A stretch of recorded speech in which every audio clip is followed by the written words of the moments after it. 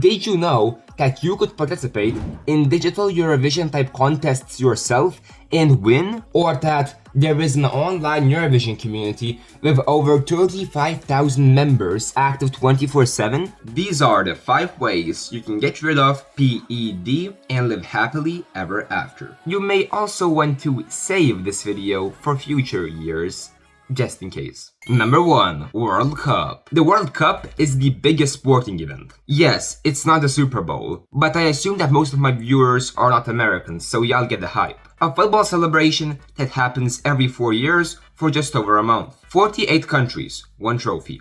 Sounds familiar? Especially when this World Cup is special. It's happening across 3 different countries: the United States, Mexico, and Canada. 3 different cultures, countries with different values and general ways of living, just making the experience even more diverse. And it's the first year where there will be not 32 countries, but 48 countries, which means more underdogs to root for. Instead of rooting for San Marino or Montenegro in Eurovision, you can root for Cape Verde or Curacao in the World Cup. So let's check the boxes. Geopolitical appeal?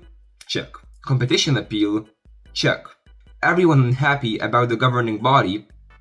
Also check.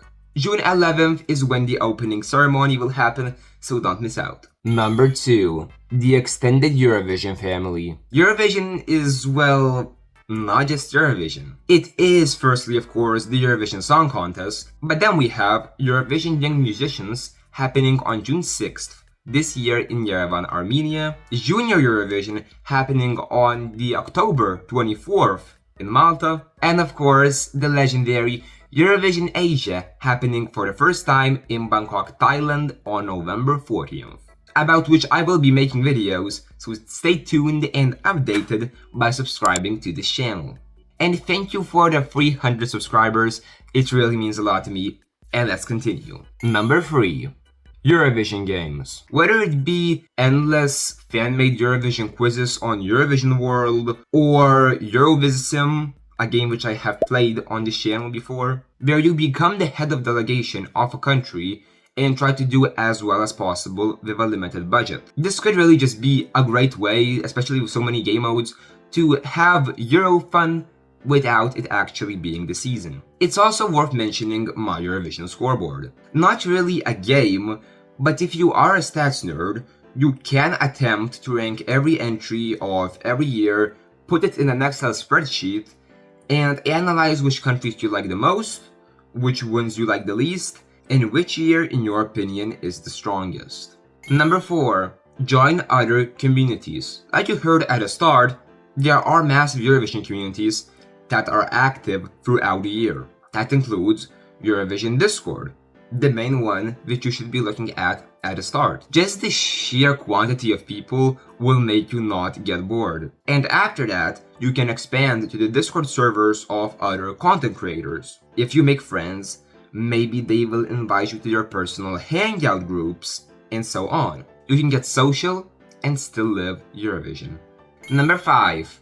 Eurovision fan contests. Eurovision fan contests are organized by Eurofans, where you pretty much pick a country, you pick an artist and a song for that country, and compete with other people. The process usually includes voting, potentially qualifying or not, trying to get a campaign out for your entry, hoping for a good running order, and picking who will read out your jury points in the final. But yes, it is most likely just a picture of an artist or an artificial character with some computer-generated audio over it, but that is what makes it so charming. Fan contests like that have been a thing since around August 2011. That is when the contest Eurovision Memories Song Contest came to fruition, which now has had over 190 successful editions, as they claim. The contests vary in rules and quality, from exclusively European to worldwide ones. Some have live shows, commentators, maybe even live hosts and intervals, and some are organized in a Discord server